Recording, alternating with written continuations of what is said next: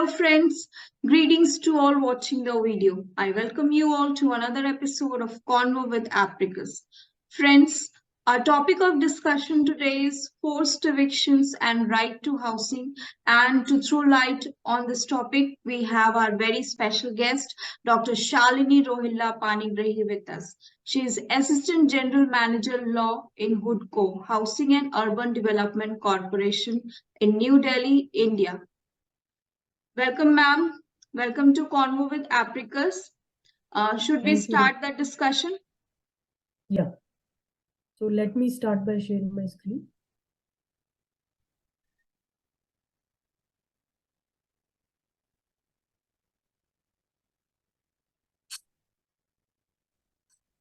So today topic is regarding right to housing and forced evictions. So in the previous lectures, we have discussed about what is right to housing and what are the various international conventions on right to housing. So these forced evictions, when we are talking, as the name suggests, evictions and which are forced. So they cannot be in consonance with right to housing. So that is a denial, straight away denial of right to housing. We'll be seeing this, how forced eviction has affected right to housing and various international conventions which are supporting that forced eviction should not take place, and various court rulings on the forced evictions will be analyzed in this presentation. So let's start.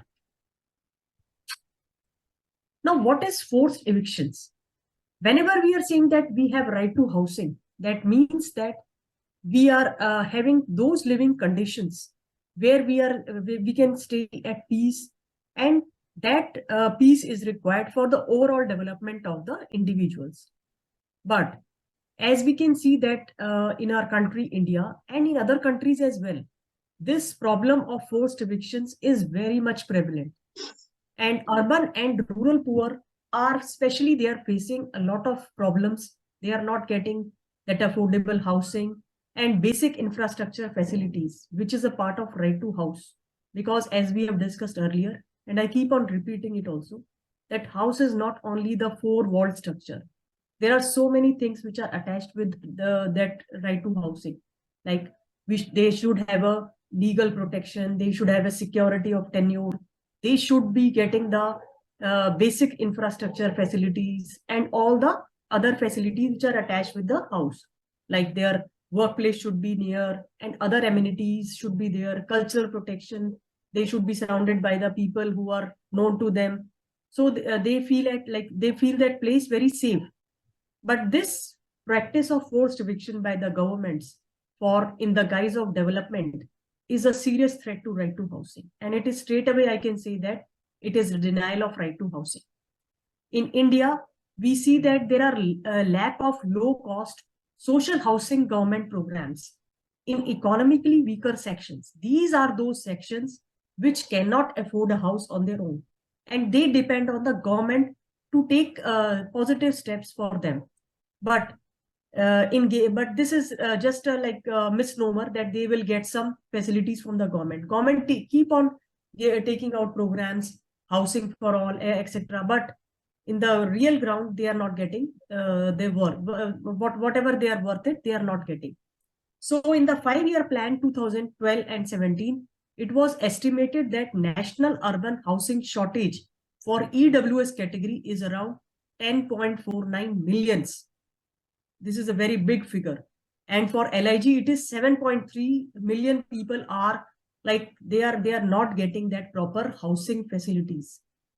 As there is housing deficit, which is seen in this country, millions are forcibly, like they are forced to live in a grossly inadequate conditions, which they set up on their own. So that is said to be like illegal holding of the land. They are staying there by not by their choice, but by compulsion. But the government is not understanding. The nations all around the world, they are not taking proper steps. That is why forced evictions is a big problem. Now, how we can relate forced evictions and right to housing? Let us understand what is this forced eviction. If we see, it's a temporary and or permanent removal against their will, without their will, the individual families, communities from their homes or the lands which they are occupying, for their temporary settlement without provision of appropriate forms of legal and other protection. Sometimes they are given a very short notice of like a week or like 15 days that you have to vacate this land and you go anywhere. They will not even tell you have to go in that particular place for some time, and then you can make your own arrangements. They just forcibly evict them. So the elements which are involved in forced eviction is permanent or temporary removal, removal against their will. It can be carried out without provision of proper alternative housing, without compensation, and it is carried out without possibility of challenging either the decision or the process of eviction, without due process, and disregarding the state's national and international obligations. Now, what are these national and international obligations?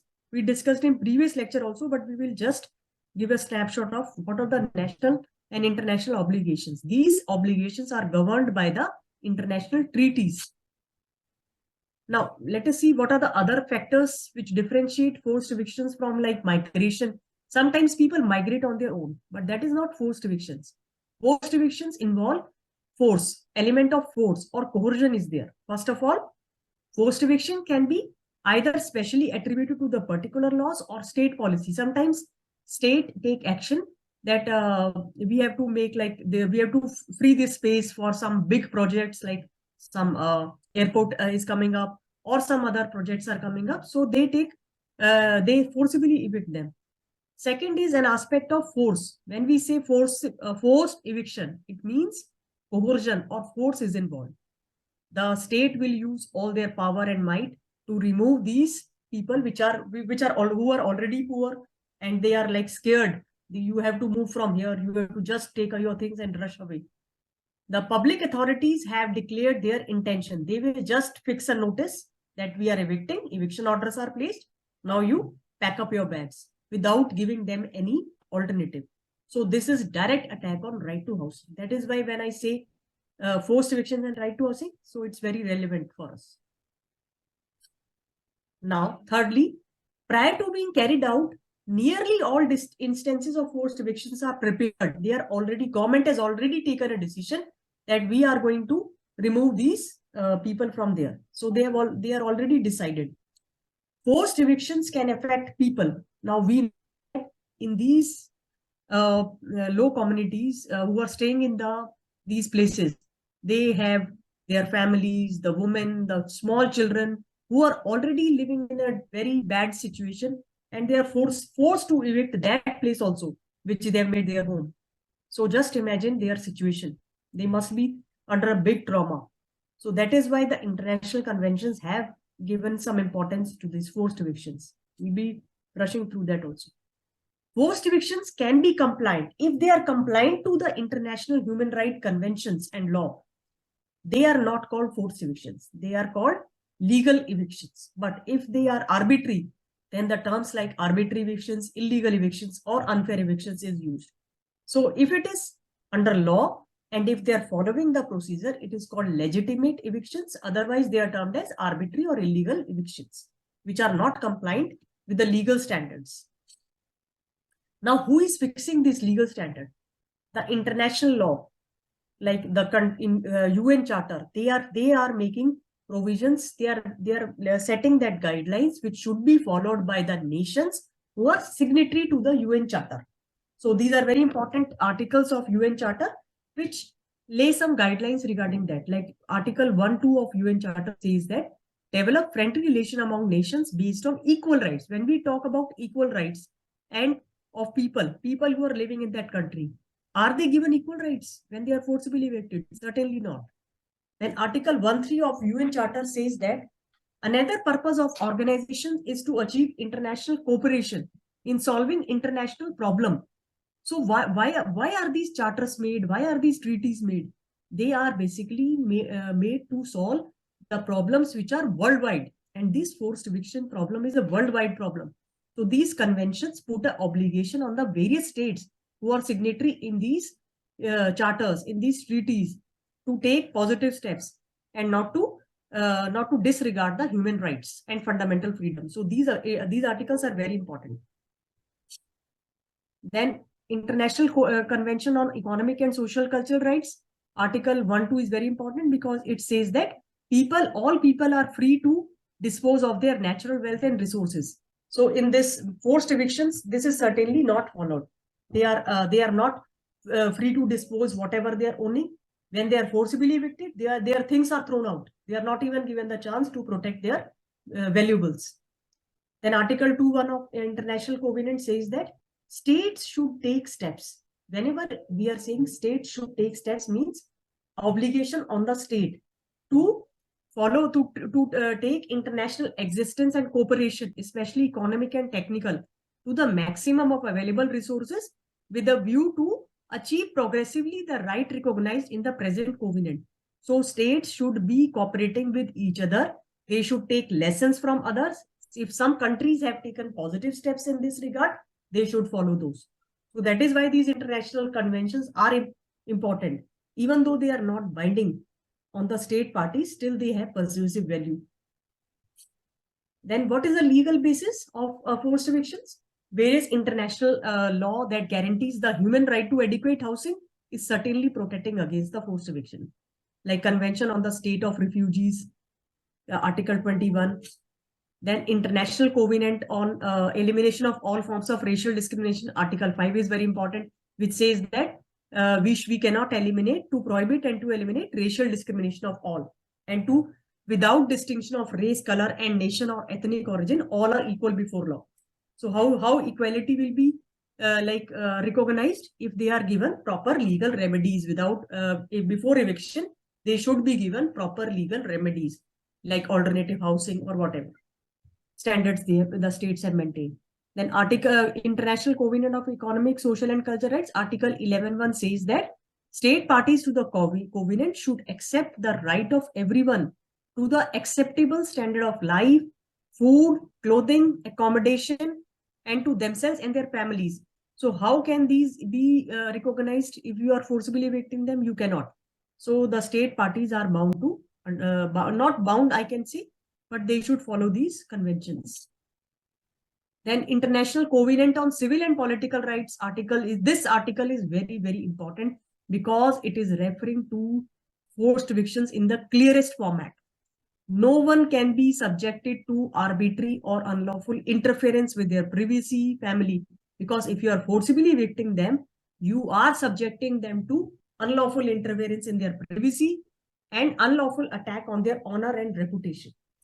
And second clause says that everyone has a right to protection against such interference. So again, this is putting an obligation on the state that you cannot unlawfully interfere in the privacy. And if you are interfering, that should be legal. They should be given proper remedies.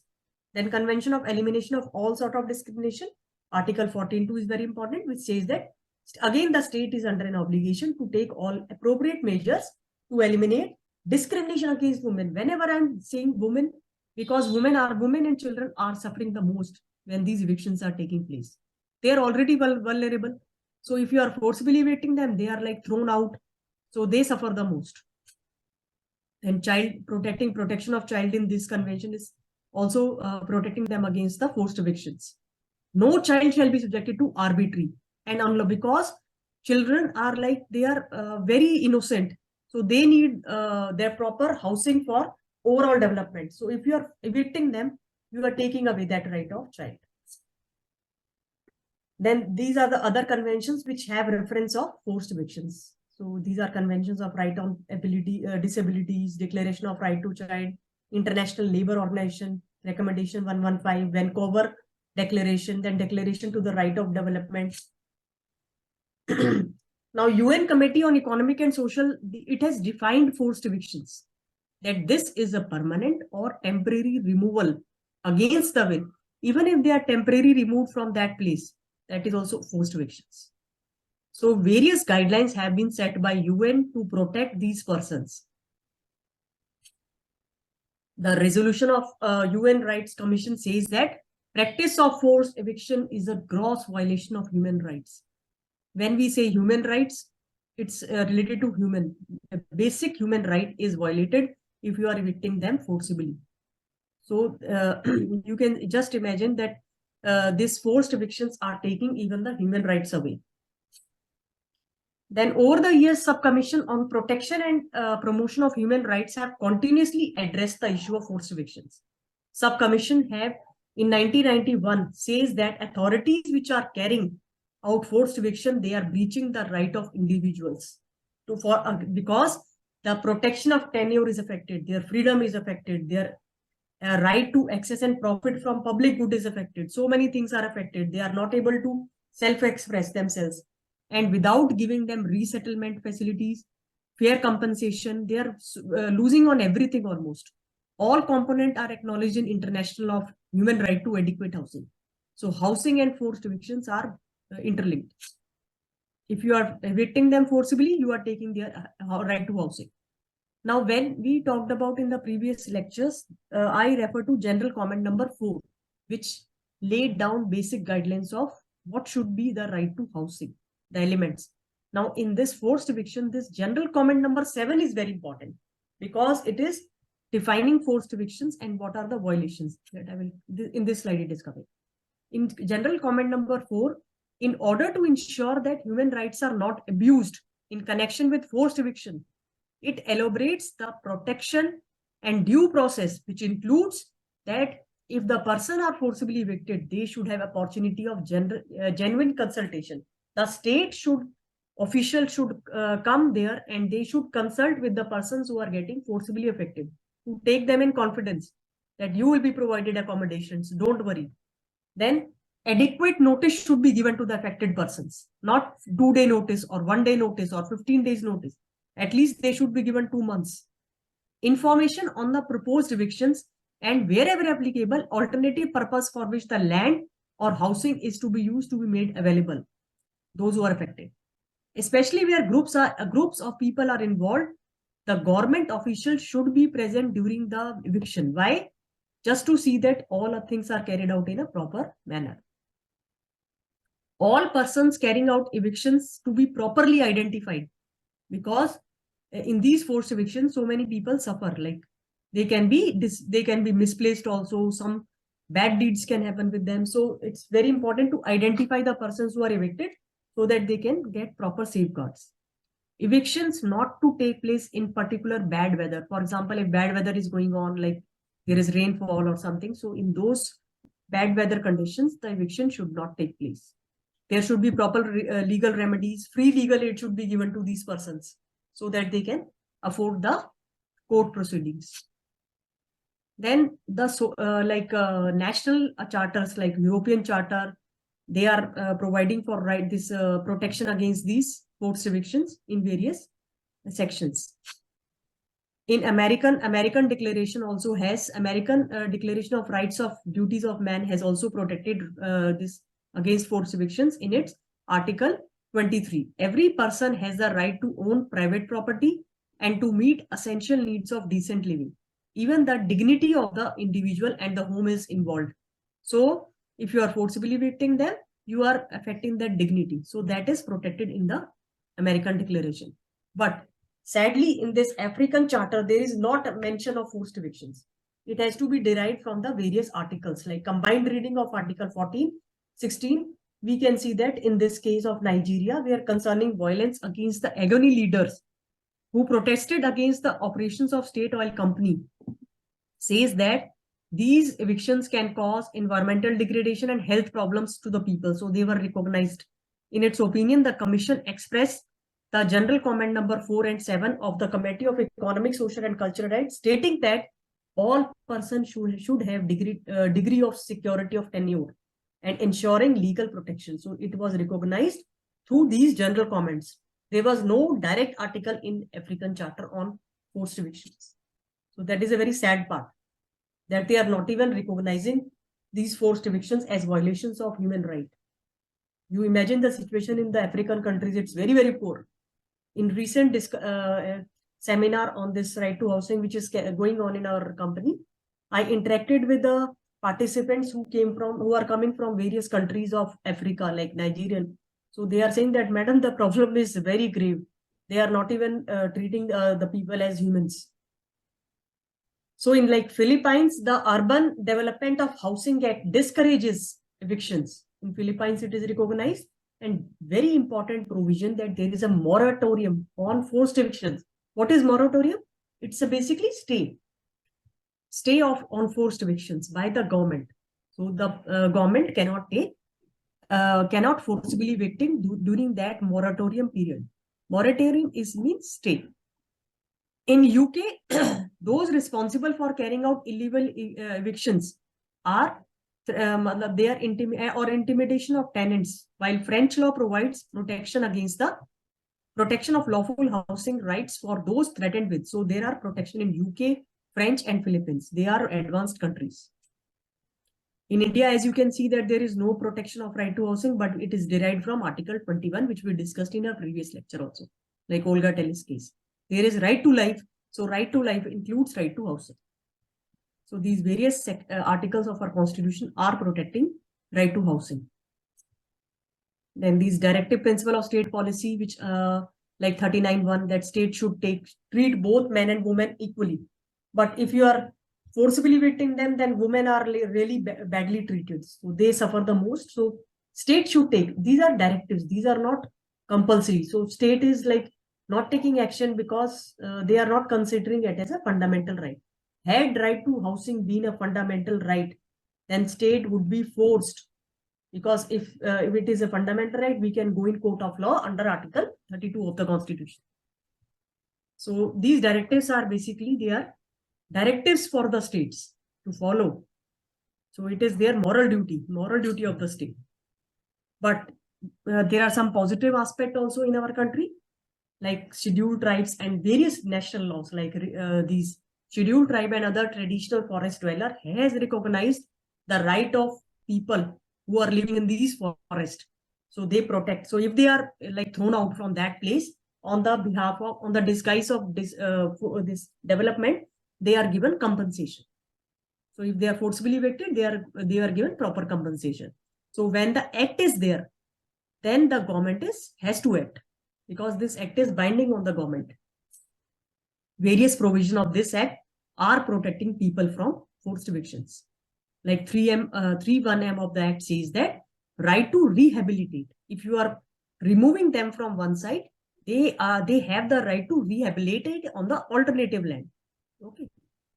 Then 4.8 is safeguarding the right to forest land of those who as a result of state development interventions have been displaced. So these are very positive acts which have come up after so many, like there are so many these activists are working on these rights. So these are the examples of some good acts by the government. These are some positive acts.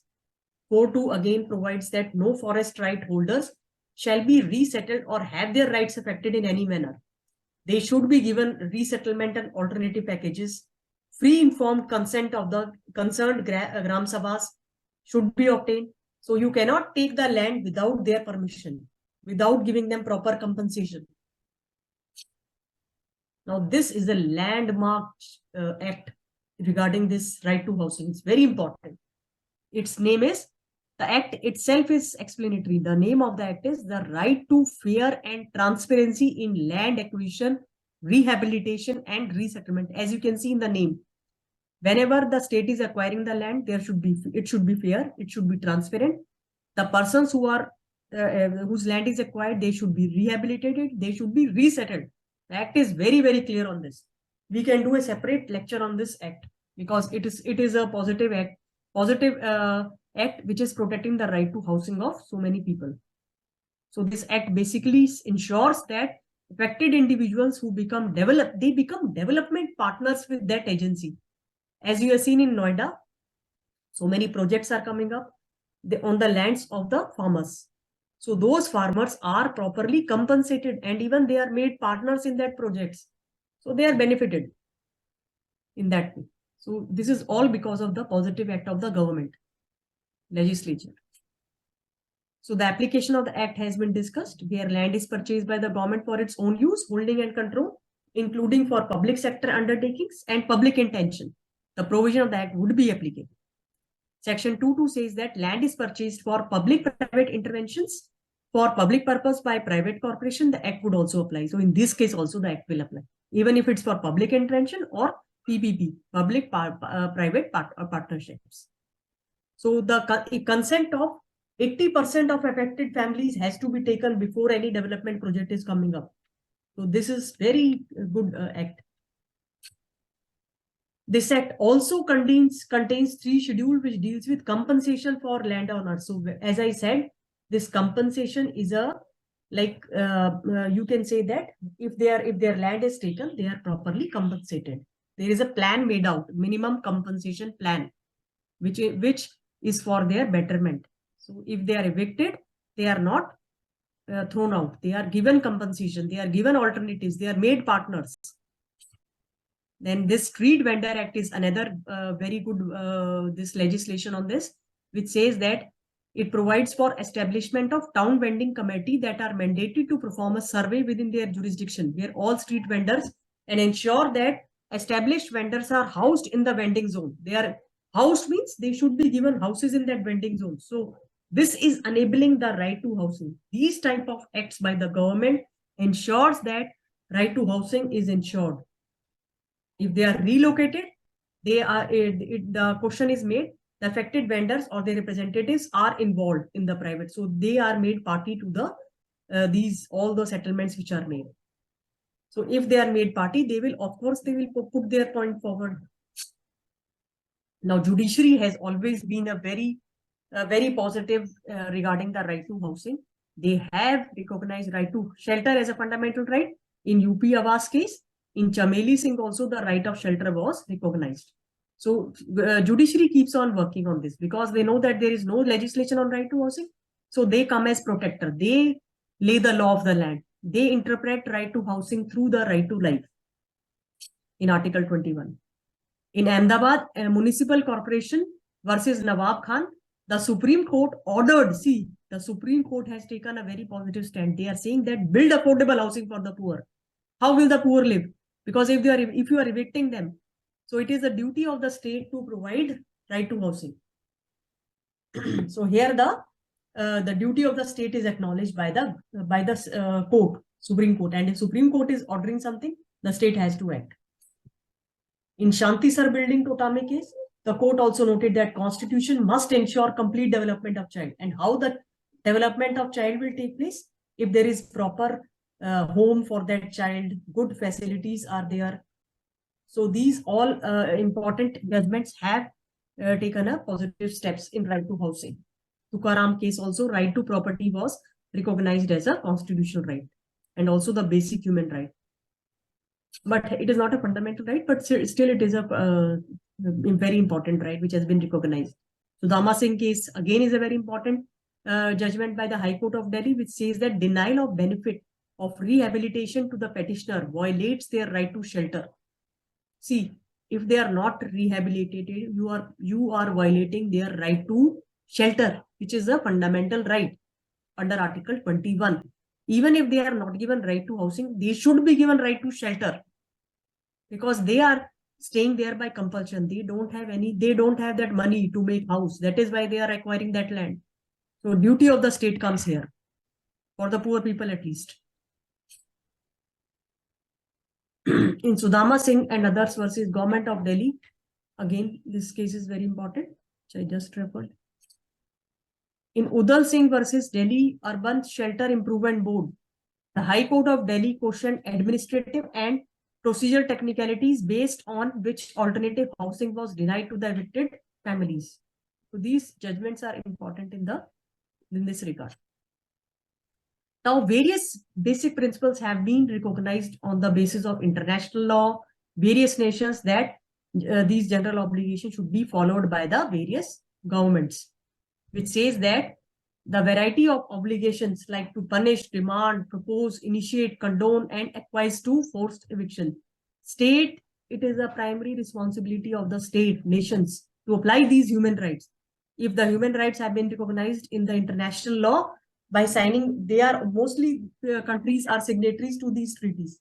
So if they are signatory to these treaties, they should follow the human right at least.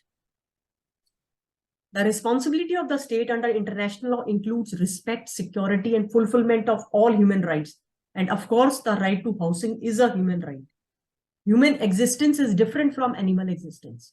Animal can stay out, but humans need proper place. They need proper care. So international human right law, as a part of right to the acceptable standard of living, everyone has a right to adequate housing. International law requires state to ensure the protection against forced evictions. And someday it will come that every person has a right to housing. I will pitch on that because my PhD topic is also on this. So I always support right to housing. It should be a fundamental right. The government should wake up now. The state should ensure that women and men have equal rights. When I say that when the people are forcibly evicted, the women and child suffer the most. So where is equality? There is no equality. All individuals, groups, and communities are entitled to resettlement. Already the women face so many risks. And if they are in unprotected zone, if they are forcibly evicted, they are even losing that small protected zone. So you are infringing their rights by forcibly evicting them. State are under an obligation. They should take steps. They should grant general welfare. They should be rational. They governed in order to ensure complete and equal compensation, rehabilitate them, take steps. It is a duty of the state. They cannot act only for the rich. They have to act for all. State must take legislative and policy decisions. Like some countries of like Uzbekistan, I will share in my later PPTs that some states have taken the positive steps. They have made proper rehabilitation packages made in order to ensure that enjoyment of human right to adequate housing is adversely affected by no such discrimination, whether constitutional or otherwise. States should perform thorough reviews of relevant national legislation because our legislation and policy are weak. They are not serving the purpose. The people are not getting protection. So current laws are not sufficient. Some policy, some act should be developed to protect the people from these evictions. State must ensure that women and men should enjoy equal rights. They should ensure that binding human right principle included by trade and investment, development assistance, and involvement in multilateral forums and organizations are incorporated. State must implement adequate strategies, policies, programs to the best of their available resources. At least their available resources should be used in this. They should make some public-private partnership. The state should perform through assessment of applicable, like CSR is there. They should make some policy decisions that make some houses for the poor by building partnership. It is the state who should take these preventive steps to avoid and remove the root cause of forced eviction, such as land and real estate speculation. Sometimes, for the sake of fake development also, these people are forcibly evicted.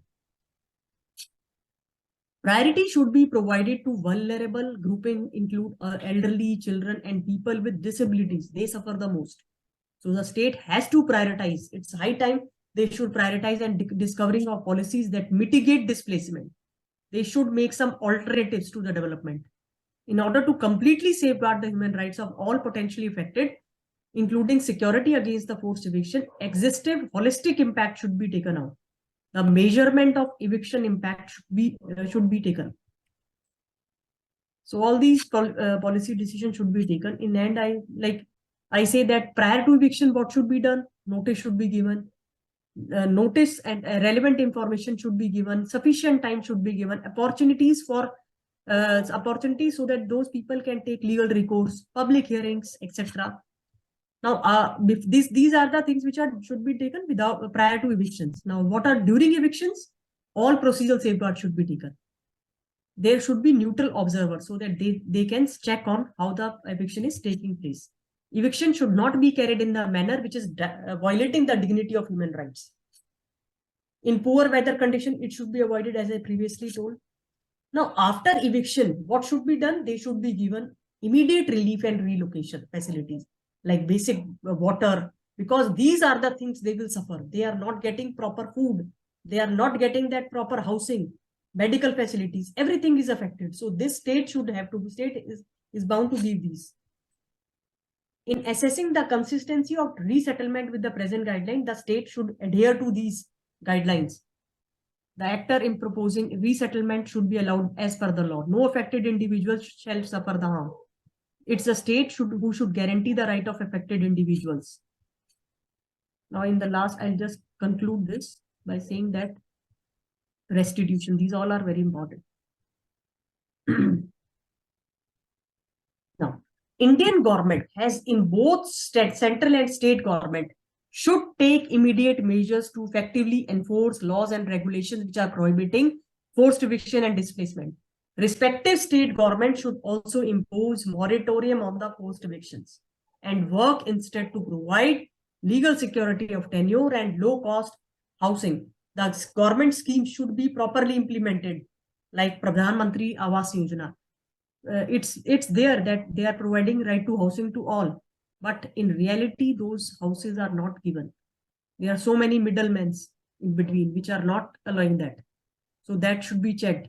There should be proper audits for that, where forced eviction must be carried out only in exceptional circumstances for the general health. They should follow all international human rights obligations. It's a legal responsibility of the state and central government to respect, protect, and fulfill the human right to adequate housing of all residents of India. Thank you. So later on, I will discuss what actually the positive steps have been taken. The resettlement policy framework, which I have yesterday only I was researching, so I got these very important reports. So I will share with you in the next PPT. Thank you so much for listening to me. Thank you, ma'am. Thank you for throwing light in such a detailed way, and you have explained it very well. It is one of the most burning issues of current time, and people should know about it. They should become aware of it. At least they should know about the problem only, then the solution will also come out. Yes, ma'am.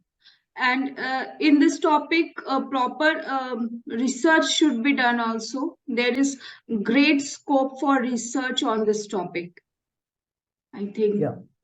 And I think the audience would get benefit, and they would get encouragement to do research and development on this topic. You're right. Yes, ma'am. Thank you so much, ma'am.